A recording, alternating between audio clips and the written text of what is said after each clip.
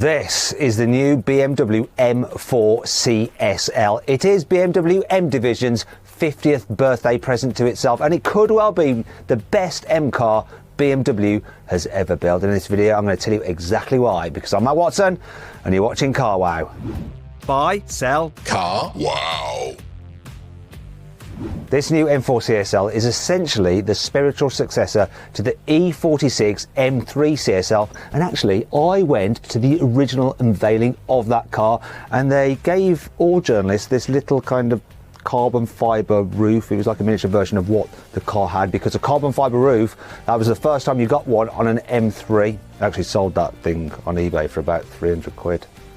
Probably wasn't supposed to do that, but I did. For the M4 CSL though, BMW has upped their carbon fibre game. Obviously the standard car gets a carbon fibre roof, so they had to go quite a bit beyond that. So the new car has a carbon fibre bonnet, and bits of the paintwork are exposed so you can see the weave underneath. You've got a carbon fibre front splitter, carbon fibre side skirts, you've got a carbon fibre boot lid, and on that boot lid is a ducktail spoiler, just like the ducktail spoiler on the M3 CSL.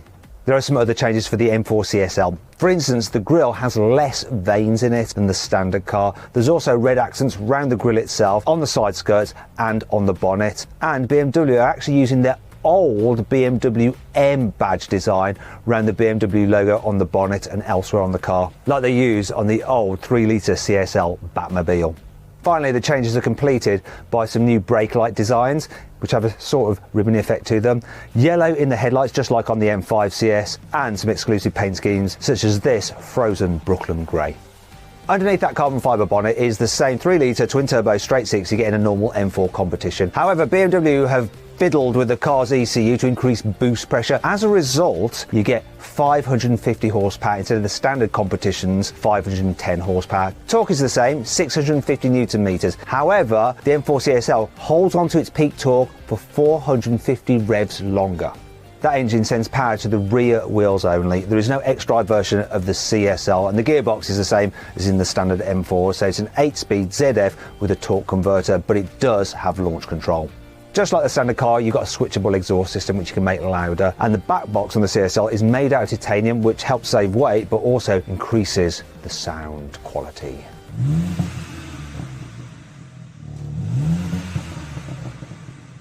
Let's talk about performance. BMW says the M4 CSL will do 0 to 60 in 3.7 seconds, which is 0.2 of a second quicker than an M4 competition. However, I've timed a normal M4 competition and did 0 to 60 this quickly. Wow, that hooked up really well for a rear-wheel drive car only. Wow! 3.66 to 60! So I'm predicting that this M4 CSL will do 0 to 60 in 3.5 seconds. I did the maths. Now I'm going to be sure to check that when I finally get the car to test drive, and to make sure you don't miss that video, subscribe to this channel, hit the bell icon to turn your notifications on, and that way you'll be alerted when I've reviewed the car and upload the video. Now the M4 CSL is not only faster at accelerating than the standard car, it also has a higher top speed. 191 miles an hour, which is 11 miles an hour more than an M4 competition can do. It's also the quickest production BMW round the Nürburgring, with a time of 7 minutes 20 seconds. Never ever mention the Nürburgring, Matt, you know what happens. Is the question old? BMW has fitted the M4 CSL with some unique wheels. Just like on the standard M4 competition, they're the same size, so 19 inches at the front, 20s at the rear. However, the CSL has lighter, stronger forged alloys, which you can't get on any other BMW. They also come as standard with Michelin Pilot Sport Cup 2R tyres. Brilliant for the track, little bit crap on a wet, cold road. So if you'd rather have some more sedate tyres, BMW will fit those instead as a non-cost option. What's also no extra cost are carbon ceramic brakes, because the CSL gets them as standard, whereas on a normal M4 competition, they're part of an £8,000 pack.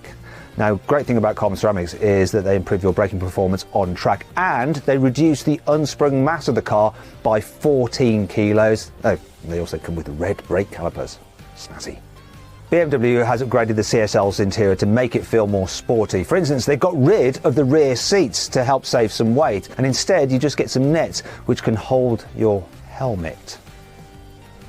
Anyway, there's also lots of carbon fibre, got carbon fibre strip on the dash and a carbon fibre centre console, which means that the centre console is actually half the weight of the standard car centre console. There's also a fire extinguisher, and unlike some other brands which strip out their cars entirely, you still get a normal BMW infotainment system, but it does have some CSL logos and a full 10-speaker stereo.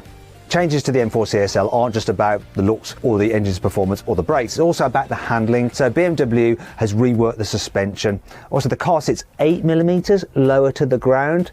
There's stiffer anti-roll bars. They've also altered the geometry on the car. There's more camber on the front wheels, so they'll give you slightly better cornering grip.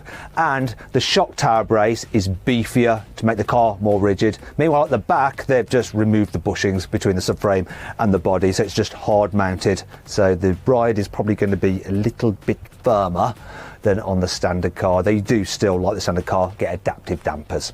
To help keep you in place when you're making the most of those suspension upgrades, the CSL comes with some sporty bucket seats. The design is very similar to the ones that you get on the M3 and the M4 competition as an option, and I love those seats on my M3 competition. However, the ones in the M4 CSL, the backrest doesn't move. You can't even flop it forward to allow access to the rear, but then I suppose you don't need to go in there apart from to fiddle with your helmet. Anyhow, I've got to stop this, haven't I?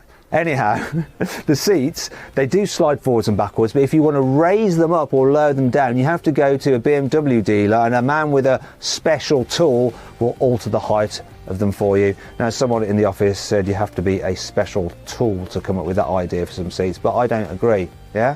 Neither do you, if you're a BMW fanboy? Yeah.